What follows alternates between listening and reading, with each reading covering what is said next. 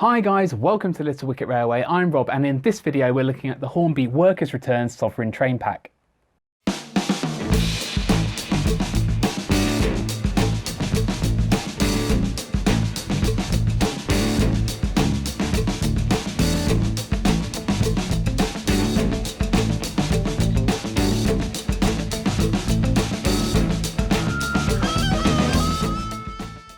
This is Hornby reference R3797 and it's a sovereign train pack. This is where Hornby take a detailed locomotive and bundle it up with some relevant rolling stock to make a set. These are aimed at people that already have a layout and don't need a controller or track that would come in a train set, and they're often better value. In this set we're getting an LMS Royal Scot class locomotive named the Royal Army Service Corps and 4 Ex-LMS coaches. So let's start by taking a look at the Royal Scot Locomotive.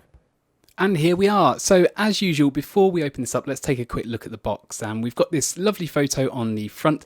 I think I prefer it when you can see through a window at the front and see the actual model, because as we saw with the GWR HST, sometimes the picture on the front of the box doesn't always accurately reflect what's inside, but it's a lovely photo. And we've also got the top down view here as well. Up in the top right hand corner here, it says that its minimum radius 438 millimeters, so that's second degree radius in other words. So let's have a quick look at the end of the box. So right, we've got the Hornby reference number R3557, then we've got the description and LMS 460 Royal Scot class. We've got the name of the locomotive, the Royal Army Service Corps, and the running number 6126. Up here again we've got the minimum radius curve, and then it's saying it's DCC ready. So that means this locomotive is set up to run on an analogue layout, but it has a decoder socket already installed. So if you've got a digital layout, all you need to do is buy a decoder, and it's an 8-pin decoder, and it will fit in there and you'll be good to go. On the back here, something unusual for Hornby models. I've seen it more with the Bachmann models, but they put on quite a bit of history about the class and the prototype. And I won't read it all out. Feel free to pause and take a look if you can read that.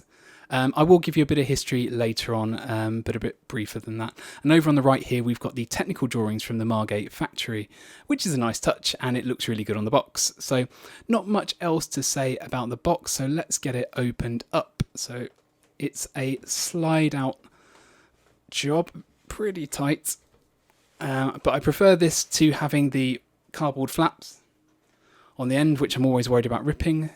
So there's the model. It's in the block of ice. So let's tip this out and put the cardboard to one side. Looks like we've got some instructions, so let's briefly take a look at those. And so they're just covering routine maintenance, lubrication, accessories, how to remove the body, and sound DCC ready, how to fit your decoder, and then brake rods. Interestingly, down here it's saying about sound DCC ready. Let me know if I've got this wrong in the comments, but I don't think Hornby make a TTS sound decoder for the Royal Scot class. So presumably it's saying that it's sound ready, but for another manufacturer's decoder. Again, yeah, let me know if I've got that wrong. Let's move on to the model. So let's slide this out. Now on top here, I can already see we've got a accessories detail pack. So I can see some stairs in there, some brake rods, a coupling, and a few extra bits of pipe work in there. So probably the most bits of detail I've seen on a Hornby model so far, which is a good sign. So put that to one side. And here we are, we've got the model. So let's pop this open and remove the shroud. And here we go. So pop this to one side. Here is the model. So what I'll do is go away, take some photos of this, and we can have a look in a bit more detail. This is Hornby reference R3557, and the model was first released in 2017.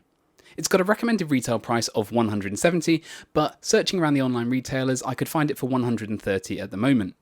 Before we take a close look at the model, here's a bit of history about the Royal Scot class and the prototype. 70 Royal Scot class locomotives were produced between 1927 and 1930, and 6126 was built at the North British Hyde Park Works in 1927. However, it started life with a different name. Until 1936 it was called Sans Pareil, and if that name sounds familiar, it's because it was also the name of one of the entrants in the 1829 Rainhill trials. After 1936 it was renamed Royal Army Service Corps, which is the name on the model. In the 1940s, the entire class were rebuilt with new boilers, frames and cylinders.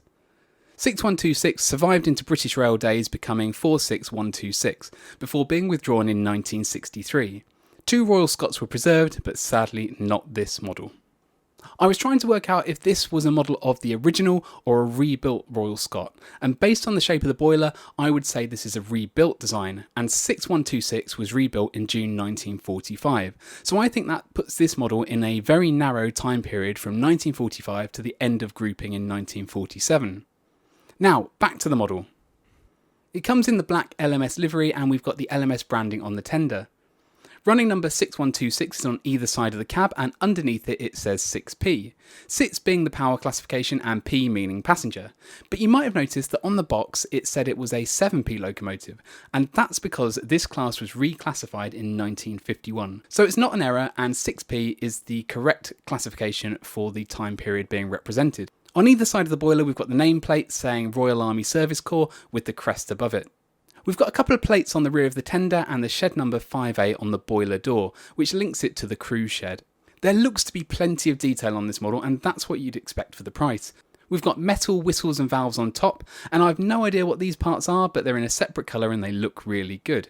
Separately fitted pipework rails and handles run around the sides of the boiler and along the smoke box door above a tiny handle.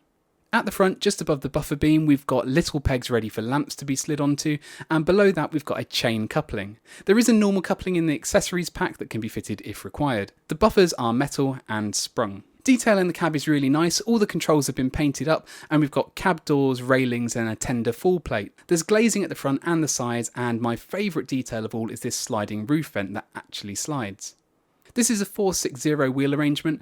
The valve gear and the coupling rods all look really good, and I can't wait to see those in action.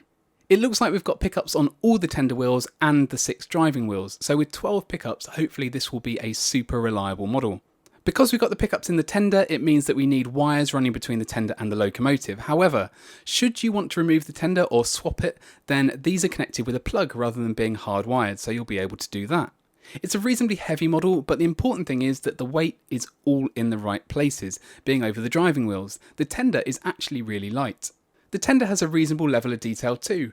The coal load is sloping and realistic, the buffers are sprung, a vacuum pipe is pre-fitted, and we've got separately fitted handrails. Inside the tender we've got plenty of space for an 8-pin decoder, and inside the main locomotive body we've got a 5-pole skew wound motor. I'm going to drop a decoder in here and then put it on the rolling road to see how she runs. Okay, so here we are on the rolling road. Let's start by putting it on half speed, and I'm using the Hornby Select controller here. And keep in mind that this hasn't been run in yet. In theory, performance should only improve from what we're seeing here, and with digital we can always fiddle with some of the settings to make acceleration, deceleration, all that sort of stuff a bit smoother. For straight out the box, I'm pretty happy with that, all running fairly smoothly. Let's ramp it up to full speed and see what that looks like. So there looks to be plenty of power there, probably quicker than you would ever run it on your layout. Okay, let's take it down to a slow speed crawl and see how slow we can go before we stall.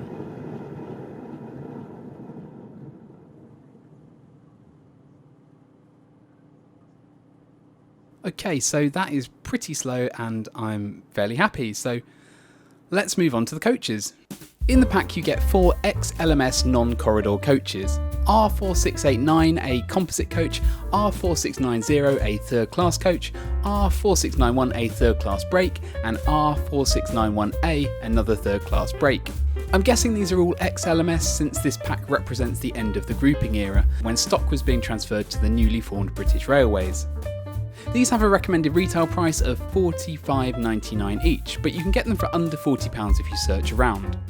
All have different running numbers, the door handles are all highlighted, and we've got separately fitted rails at each end of the coach. All have sprung buffers, and the frames and bogies are significantly more detailed than railroad coaches. Each compartment has a basic interior and some have signage in the windows. The brake vans have glazing at the end of the coaches and the guard compartments have bars across the windows. We've got metal wheels and the coaches have a good weight to them, which should mean smooth running when we get them on the rails.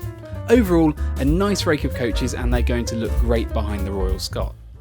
So overall, what do we think of the Hornby Workers Return Sovereign Train Pack? Well, I really like this set. All the models are really detailed and they run really smoothly. Buying them in the pack takes away a lot of the hassle of trying to find the relevant rolling stock to match the locomotive. But is this pack good value?